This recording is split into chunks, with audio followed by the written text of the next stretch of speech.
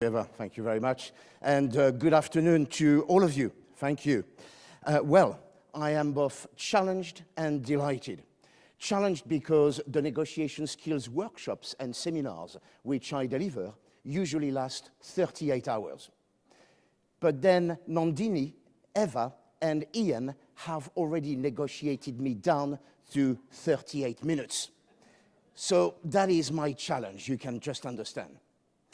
Delighted because, like each and every one of the 263 people, procurement leaders that we had here today, I've been able to listen, to network, I've been able to discuss openly, share, and ultimately learn. More than that, I have felt inspired by the various speakers, the panelists, the various people who have come in to share some of their procurement knowledge with us. So to me, that is quite important, and thank you for that. Now, last year, during the summer, well, it was the summer in the southern hemisphere, and it was actually the winter here. I was, yes, it looks a bit like Vladimir Putin, doesn't it? I knew you would say that. Negotiation is about power, so there you go, we start. But we'll come back to that. What I was saying was that I was doing some work in Santiago, in Chile, with a procurement team. And typically, the way we work, I run a negotiation workshop, so our 3.5-day master negotiator workshop during the first week. Why do we do that? Well, just to get alignment in terms of the code, the language, so common language, common behaviors, common framework, common understanding in the area of negotiation. Week 2 and 3, we concentrate on planning and preparation, using a number of very specific tools and techniques that we apply to live negotiations. And then week 4 and 5, we go out there and we deliver those negotiations. And so everything was going well, and I've got to be honest with you, a lot better than I ever expected in terms of the savings that we generated. And it's probably why the managing director of the company offered to us to take us on a little trip northeast of Santiago, for those of you that know it, just after Colina, in the region of Colina. Anyway, we went horse riding with the team.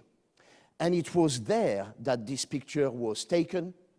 It was also there that the guys shared with me a story, which is that of a local farmer who left to his 3 sons his herd, his harass of horses.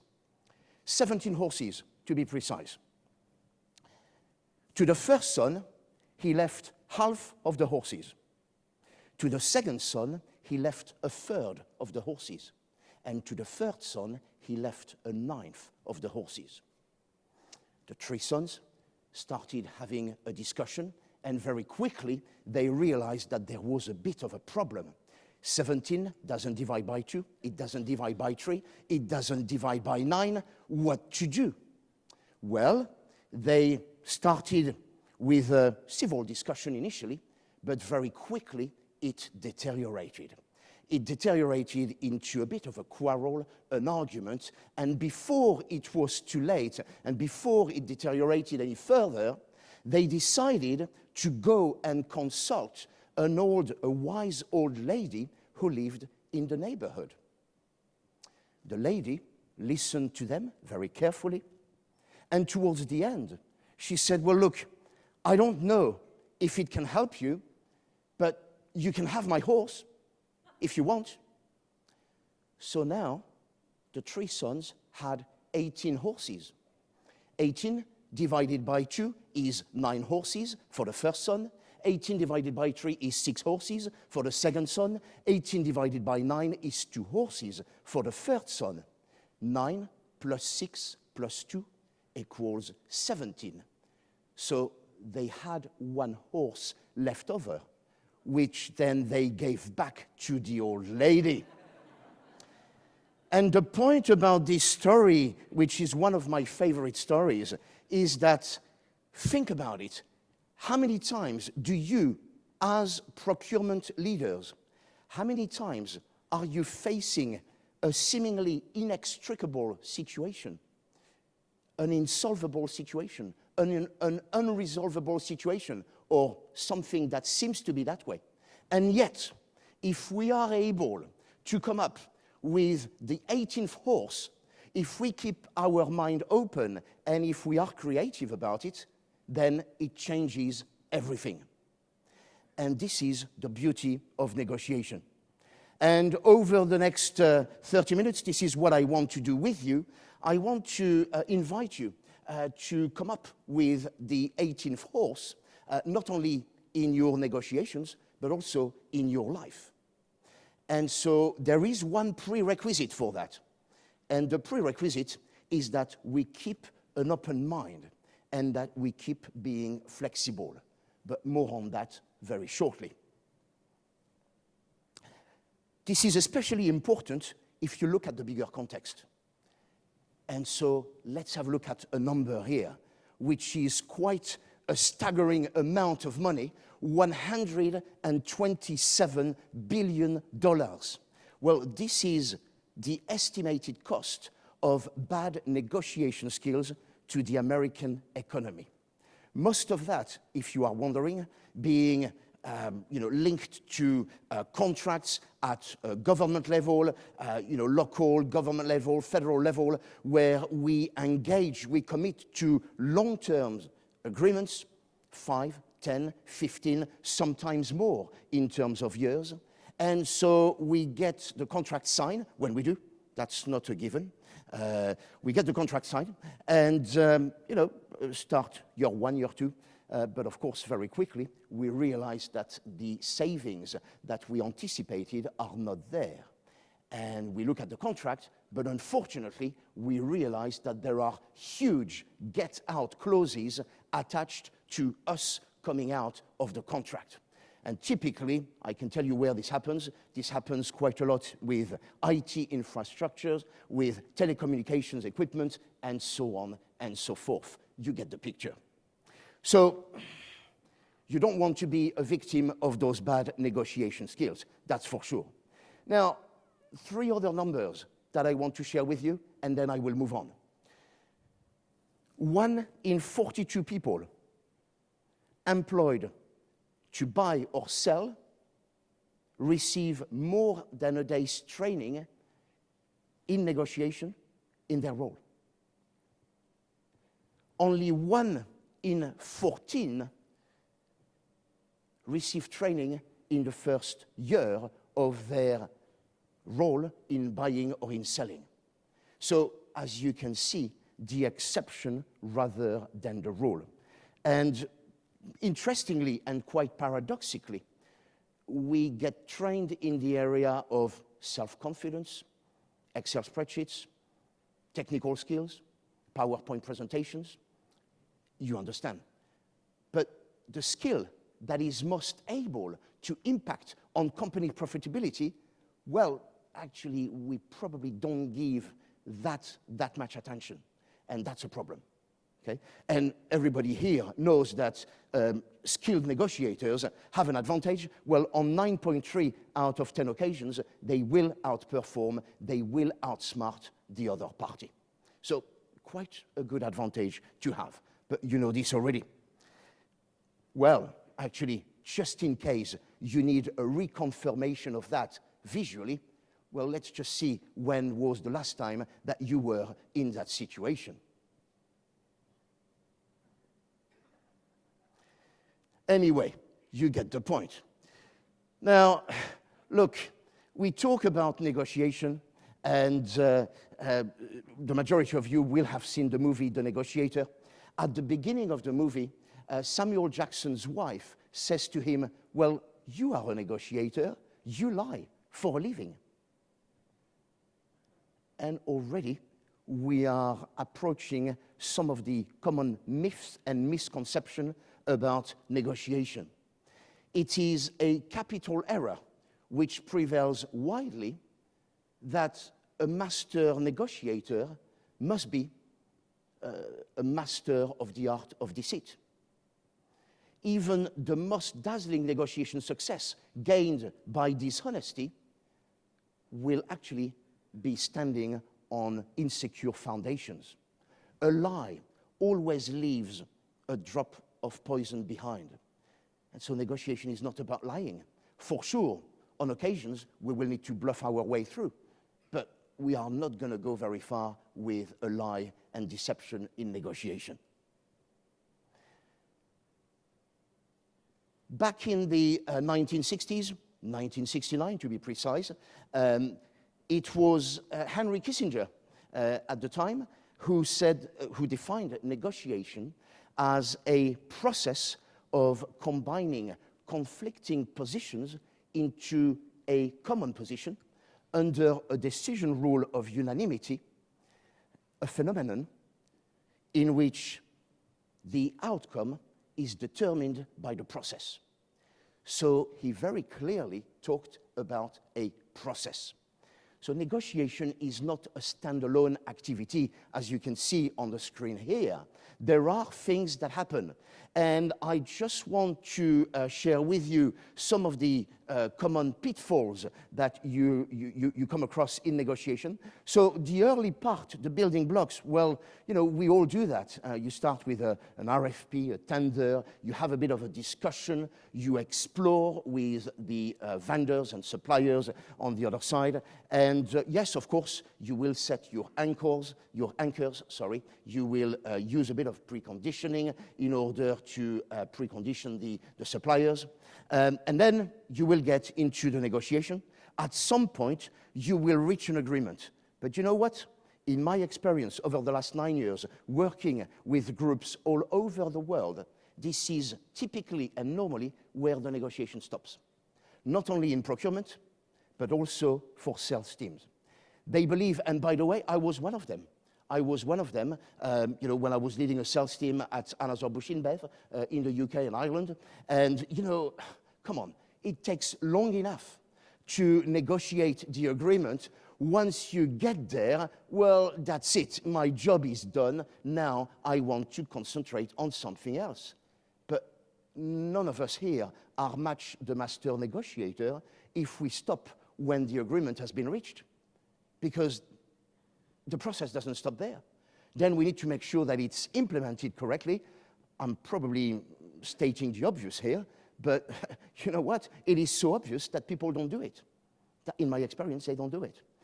So making sure that the action is being implemented and also that we use that to then renegotiate. And both in procurement and for sales team, what people tell me usually is, look, it's been long and hard enough as a process. It took us 9 months to get there. Look, I'm just going to leave it, okay? And then we'll wait until the contract expires, and then maybe we will retouch it again. Of course, because it is challenging. But, you know, even though it might be, then it could be quite a good idea to flag up the differences and the underperformance in the contract. So, you know, when you realize that it's not being implemented correctly. You understand? I move on. So it is part of a process, but still, you know, there are plenty of ideas coming through our mind when we talk about negotiation. And certainly, one of the answers that I get very often is, you know what? Negotiation is balance. Yeah, that's true. That is true. Negotiation is balance. At least it is one facet of it. Okay, so it's about collaboration, it's about finding some kind of equilibrium, it's about doing this in a fair way. We go back to the concept of fairness. And when you look at the picture, what I think is somewhat misleading is the fact that the picture is quite static. And balance or equilibrium is anything but static. it keeps moving. If you think about the balance of power, the one that you have as an individual or the one that you have as a company, well, 1 minute you will have the balance of power. The next minute, something happens in the marketplace, one of your competitors, another brand, a legislation comes into play, an acquisition, something happens, and then, bang, we have lost the balance of power. So, balance, yes, but not only. Okay? So what about that side, which is the one that people struggle with most? Why? Well, because actually it is a bit of a problem for our social skills. We feel a little bit exposed, and we don't like conflict as individuals, as human beings. We don't like conflict so much. So we tend to struggle with that a little bit more. So really the question is, if we try to summarize it, where should we be when we are negotiating? And I suppose you will be no stranger to this kind of inner tug of war inside your head. Are you supposed to be nice, or are you supposed to be tough in negotiation? Which is it? This is known as the negotiator's dilemma, or the negotiator's conundrum. Same thing. Let's cover that side. So, nice. Well, our social conditioning, your mom, the inner voice, hey, come on, you need to be friendly. Be warm and collaborative with people. Be nice to people. Come on. But then, on occasions, you may have the other inner voice, maybe that of your dad, maybe that of a teacher, saying to you, hey, come on. You can't let people walk all over you. You need to get stronger. You need to be a bit more brutal and a bit tougher. And the reality is, well, we need to adapt to the environment. There is no definite answer in terms of that. But still, this bothered me. And I wasn't the only one.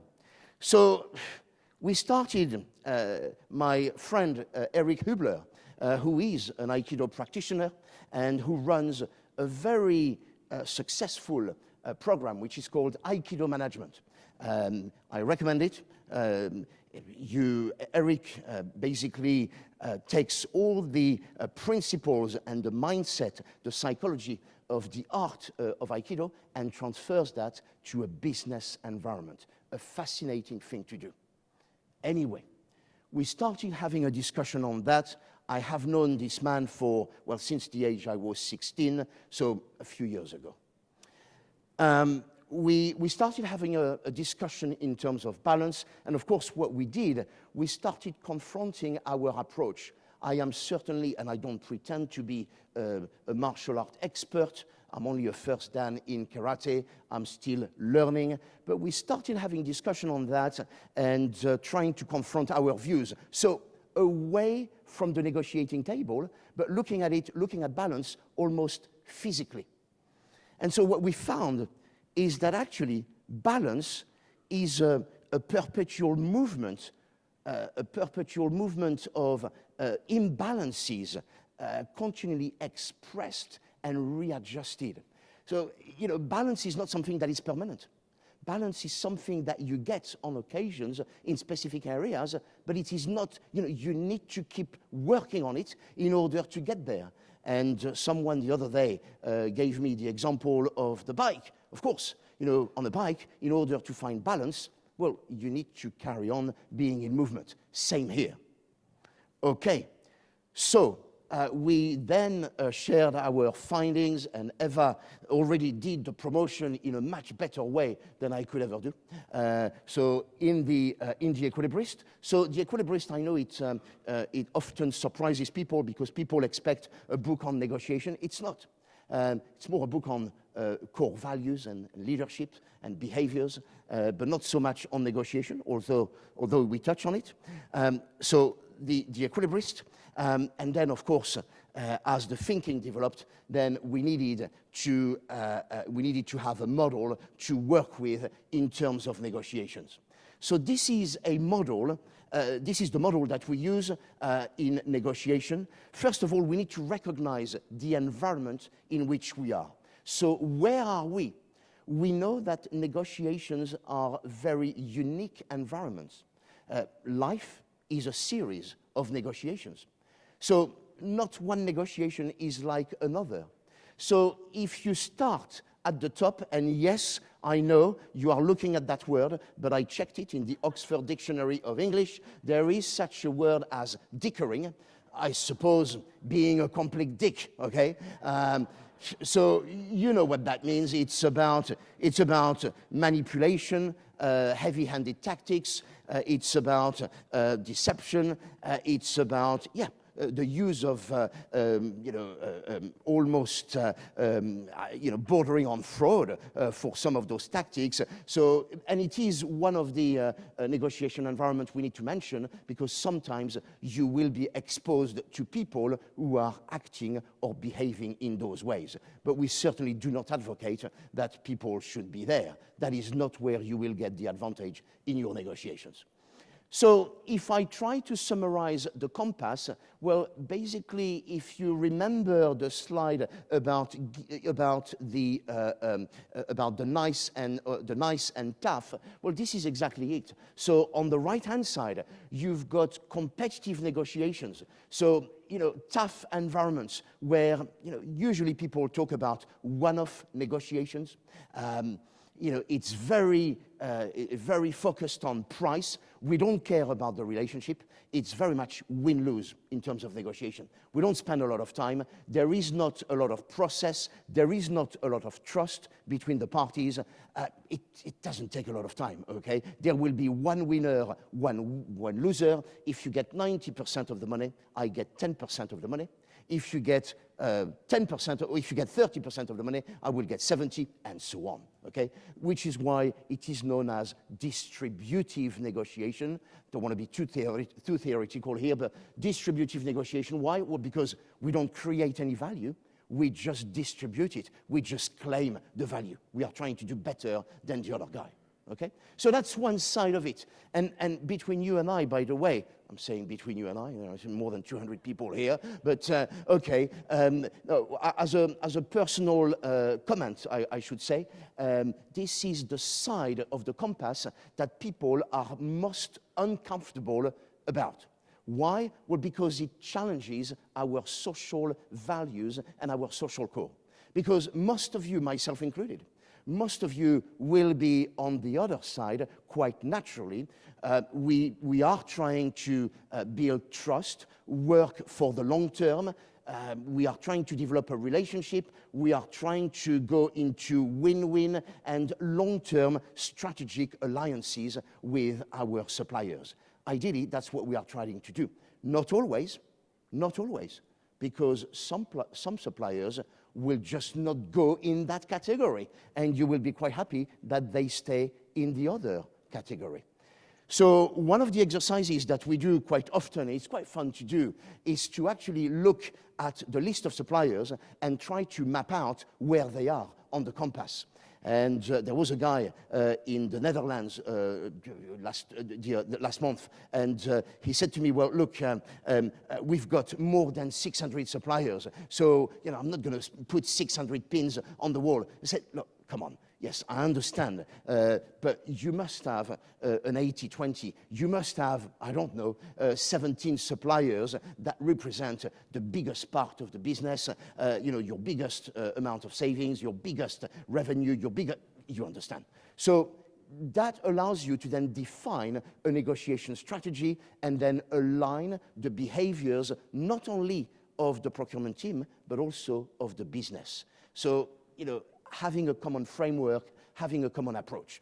This is the model that we work with in our workshops, and so we go through each phase in the workshop. And I remember that Eva said that I completely pissed her off in her own words when she met me. We worked initially in the very competitive environments, and then gradually we cover each one and every one.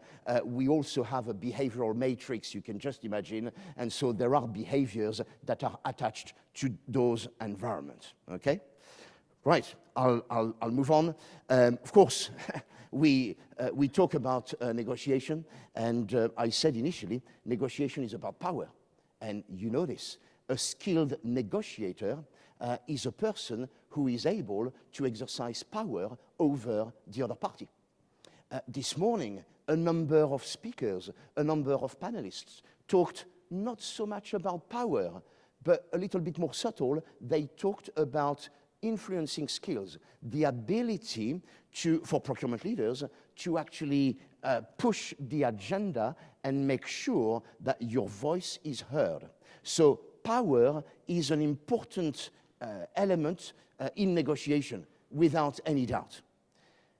So we talk about power, but then remembering what the foreign editor of The Economist, Robert Guest, shared with us. There are obviously a number of things happening in the world, and so power is not so much what it used to be.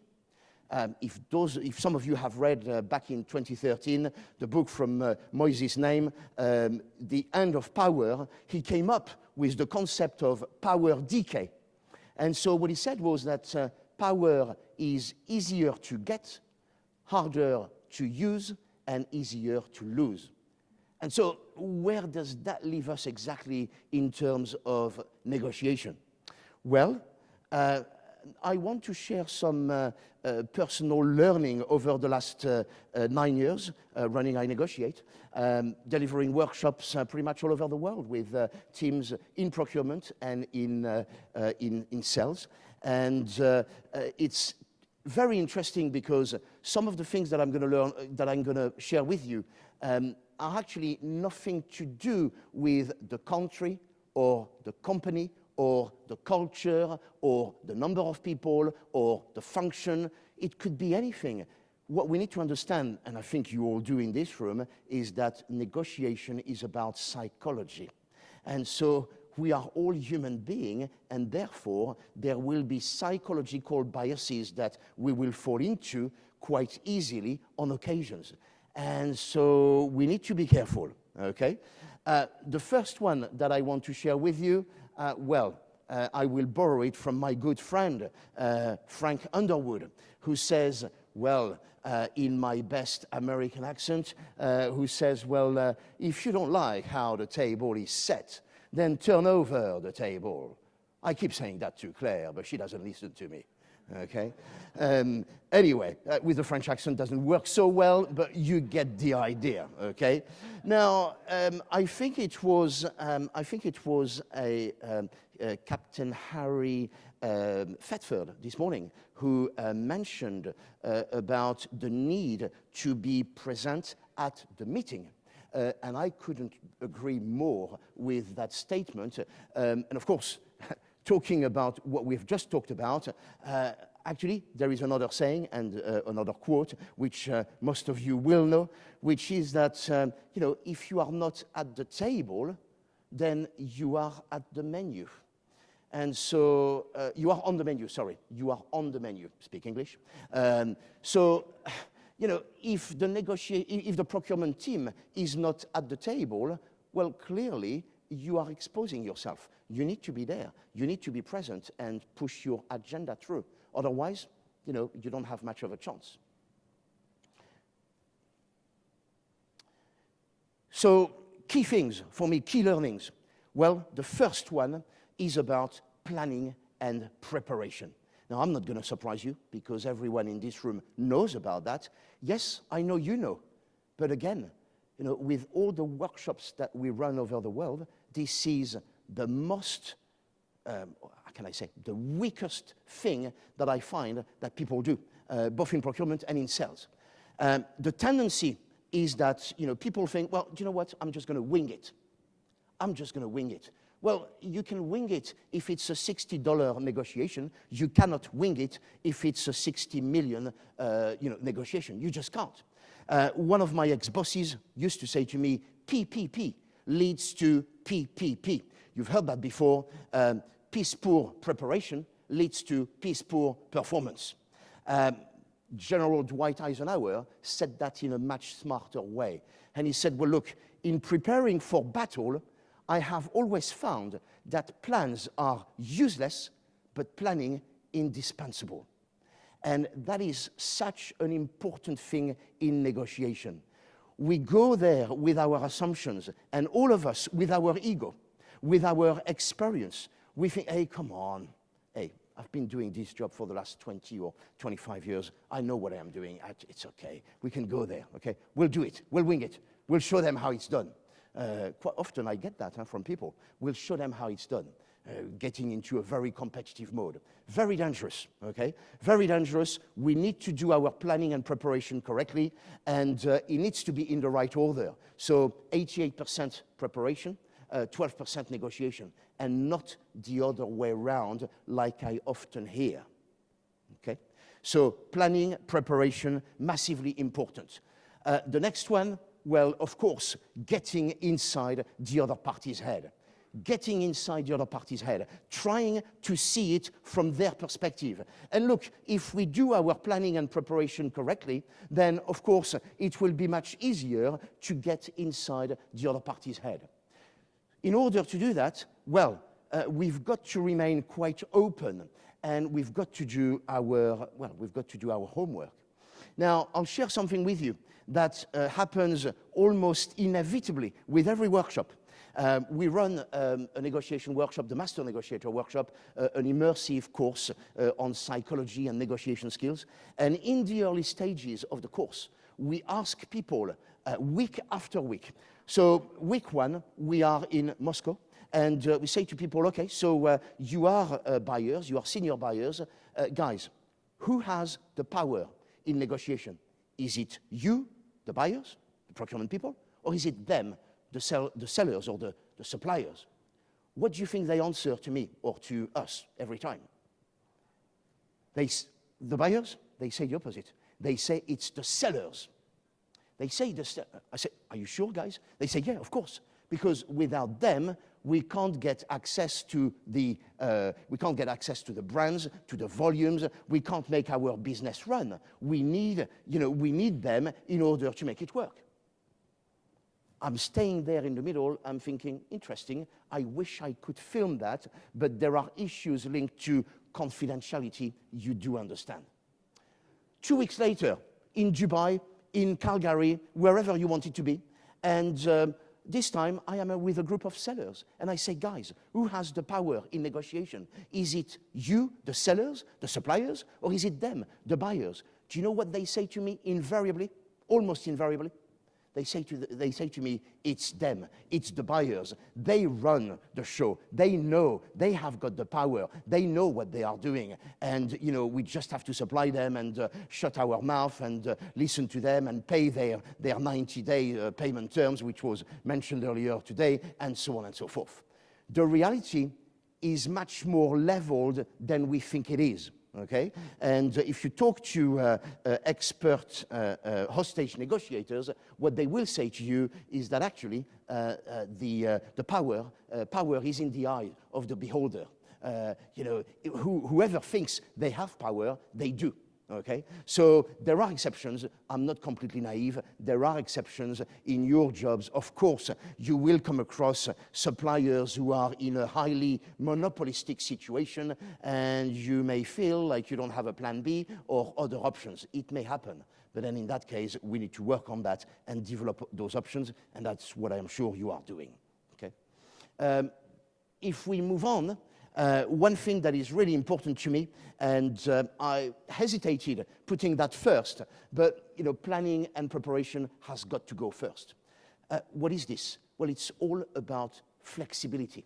It's about having the ability to be quite chameleonic. The number of negotiations, not in workshops, that's not interesting. The number of negotiations in the big wide world, which I have seen collapse as a result of people going into negotiation with their fixed ideas and fixed opinion and fixed views. And the number one reason why negotiations collapse is actually to do with lack of flexibility and people not paying attention to their ego. Becoming competitive, ego comes into play, we lack flexibility, and then it just collapses. So flexibility, adaptability highly, highly important. You know, there is nothing that annoys me more in negotiation than when you get to the table and you're making moves on your side and you can see that the other party is determined that actually, you know, they won't move. They just won't. And so, well, do you want to do a deal with us? Or, I mean, do you want to get to an agreement or don't you? Because we can do the same. We can play the same game. But, you know, negotiation is not a competitive sport. It is a collaborative one. And so if you want to get to a deal, well, then you have to pay attention to those things. This one, well, attention to detail. Some people are better than others at that. Well, for me, this is especially important because nothing happens by accident in negotiation. Nothing happens by luck. Everything is controlled and measured. And so you need to pay attention to the smallest of detail that goes on. The number of people that are in the room, the behaviors they are adopting, you know, where we are having the meeting, who is in control of the agenda, who is starting the proceedings, and so on and so forth. All those things are important. If you think they are not, the majority of people think, by the way, when I say, have you got an agenda already? They say, nah, it's okay, don't need an agenda. Really? Okay, interesting, because I would always do an agenda. That's how you control the negotiation. But small things that make an enormous difference in negotiation. Finally, and probably the most important one for me, so you look at this and you remember the compass, and of course, you know, on the right-hand side, this is about being competitive. So, you know, you take the money. We always say in negotiation, the time to take the money is now, not tomorrow, it's now. So it forces you to be quite competitive. You want to take. Yeah, that's fine. When you are in that environment, you take, and there is nothing wrong with that. On the other side, you know, what do? Well, you tend to collaborate a lot more. You tend to give information in order to get information. You tend to share a lot more. You tend to speak with your suppliers in a much more open way. But then we're talking about negotiation, and I guess we all do this in this room. Let me just go back and take a bit of distance from negotiation. What about life? Where are you on this? Are you a giver or are you a taker? Because the result is not the same. And so all of us here in this room have been given the opportunity throughout our journey in life. We have been given the opportunity to take and take and take, and we have taken plenty. Sometimes plenty of feedback and criticism and experiences, but you know, we are on our way, you know, on the journey. But then, isn't it time to give and to give back? And that was mentioned this morning. Give back, accompany the younger generation. Make sure that we share some of our knowledge, some of our expertise with the younger generation, just to give them that extra push, just to accompany them a little bit more in a positive way. I've got 7 seconds remaining. That's perfect. In the last 4 seconds now, what I invite you to do is to have a look at the book, and my time is over. So look, thank you very much. Have a look at the book.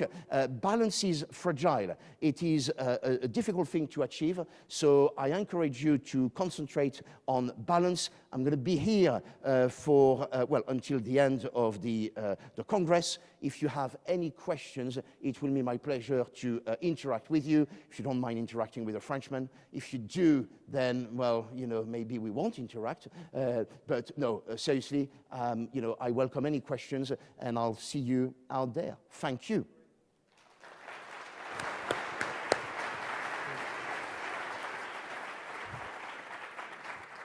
Great job. Thank you. Thank you. Great insights. Good job.